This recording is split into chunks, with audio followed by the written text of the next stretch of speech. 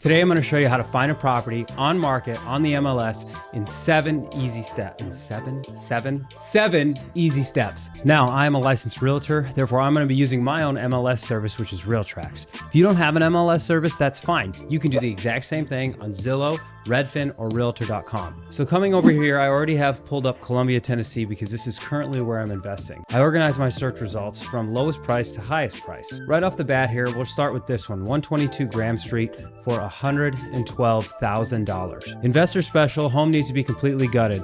Oh, good to know right off the bat. Currently 3-bed, 1-bath with detached shed.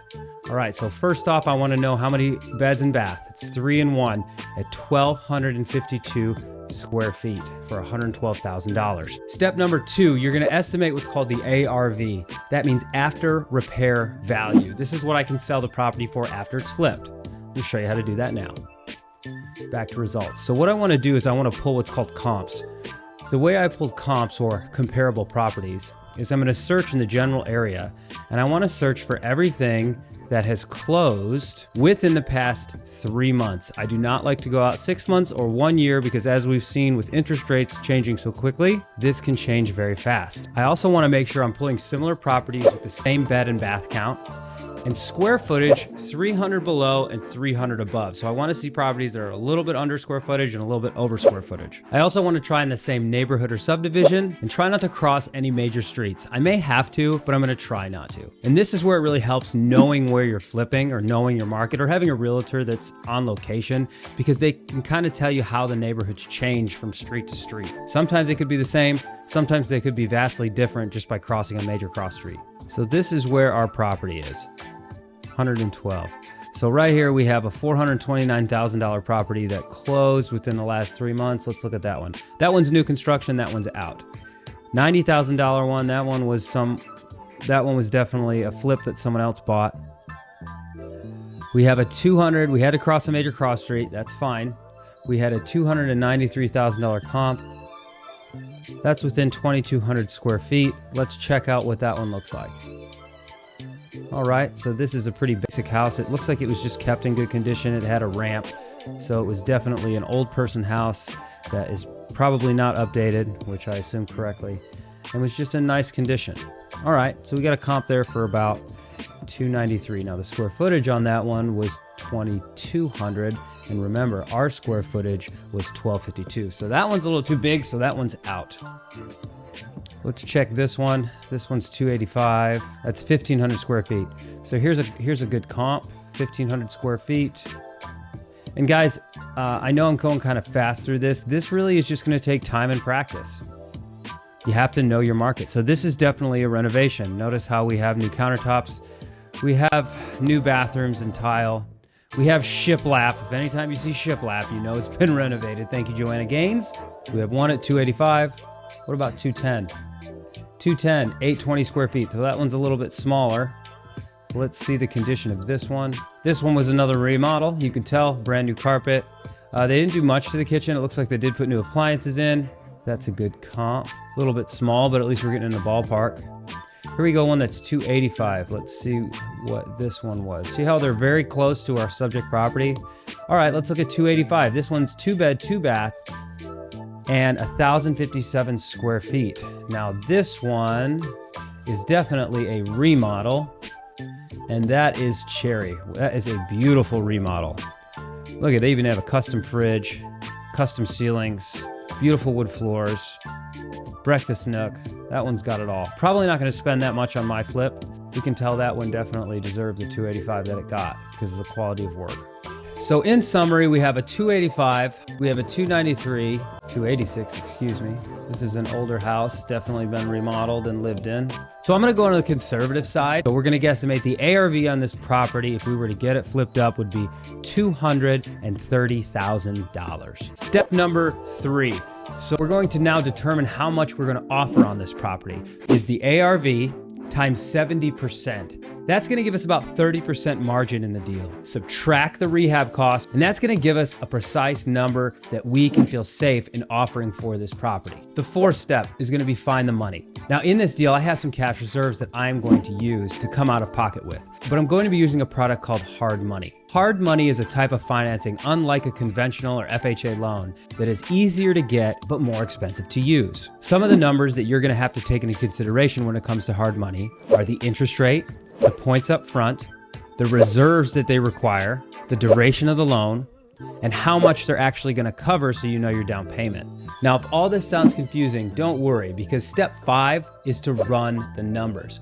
Now to do that, I have this handy dandy calculator. If you want this calculator, I'm giving it to you for free through a link down in the description. So the asking price, now you'll notice the green boxes are the boxes that we are gonna fill in. The tan boxes are the boxes we're not gonna touch. So the asking price for this property is $112,000. The rehab costs, we said were gonna be $75,000. The ARV we said was going to be $230,000. So as you can see, just by populating these 3 numbers, this first tan box, the suggested offer, does that whole calculation for you, where we took the ARV times the 70% minus the rehab. So this tells us our suggested offer is going to be $86,000.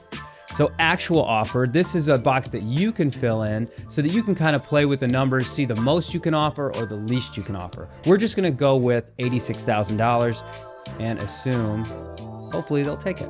All right, so this next section, remember we talked about the hard money loan costs? So this is how much it's gonna cost you out of pocket to use the financing of hard money. The hard money is gonna cover 75% of the purchase price and 90% of the construction price.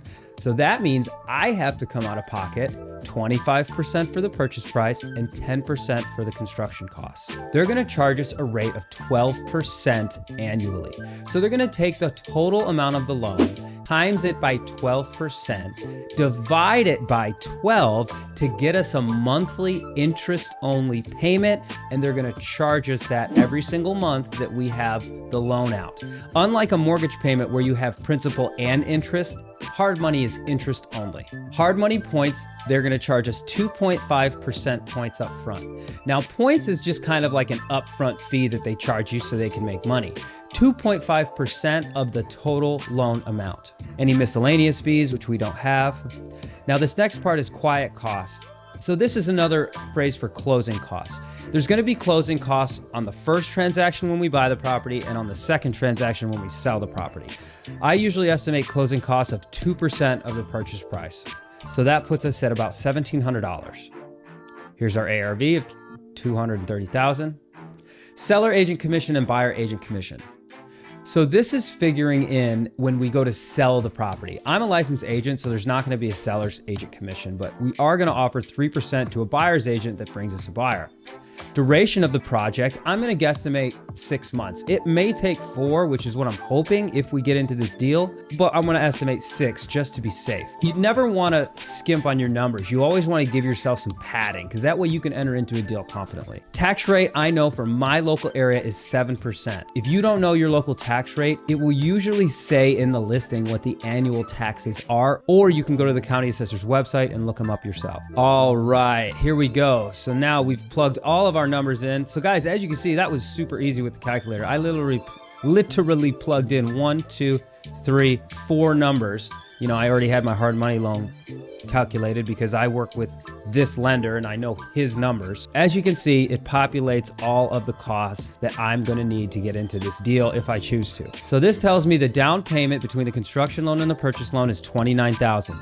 The loan amount that they're gonna give me is $64,500 for the actual purchase and $67,500 for the construction amount. So the total loan amount is gonna be $132,000. Now, some hard money lenders require you to have money in reserves. This doesn't have to be cash. This can be like a 401k or any other retirement plan. So if something does happen, they wanna see that you have at least 6 to 9 months of interest-only payments in reserves. So I've calculated for that here. 9 months of interest-only reserves puts me at $11,880. That is not out of pocket. That just has to be in reserve somewhere. Hard money loan interest. So this is the total amount of interest I'm gonna pay over the 6 months. Hard money points and processing fees.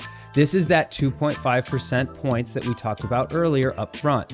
So the total cost of the hard money, which is the points plus interest over the duration of this deal, is $11,280. $220. So the total I need out of pocket plus the reserves in the bank is $53,000. The total cash I need out of pocket to bring to the closing table is $41,940. Now we're getting into the closing costs when we go to sell the property. When we go to sell the property, seller's agent commission is $0 because I'm the selling agent. Buyer's agent commission is $6,900. The property taxes is $301 for the duration of the time I own the property, which we estimated was about 6 months. Miscellaneous closing costs, so there's the 2% of the purchase price. This is about $4,600. And guys, those closing costs are negotiable, by the way. You can negotiate with the seller or with the buyer back and forth who pays closing. So the total closing costs I'm gonna need, and this is the amount that it's gonna cost me to sell the property, $11,801. So that shows us that our net profit will be $44,259. Return on investment of 105%. Now your return on investment means I came out of pocket $41,000. I made $44,000. So I got my 41 back, and then I made another 44 on top of that. That's 105% return. Now everything seems honky-dory at this point. However, we haven't entered into step number 6, which is walk the property. Now, when you walk a property, I really suggest bringing your contractor or whoever's doing the renovation with you. If you're brand new at this, bring somebody who has some experience when it comes to renovations. Otherwise, you're not gonna know what you're looking for. Some big things that you're gonna wanna watch out for are the roof, the HVAC, the windows, and the foundation. A lot of times, some of these things, including roof and foundation, can really kill a deal fast. But once we walk the property, that brings us into step number 7, which is to make an offer. Get with a licensed realtor or somebody who can write up what's called a purchase agreement. Now the key is you gotta be able to do these fast. And it's okay if they say no the first time. That doesn't mean you're out of the deal.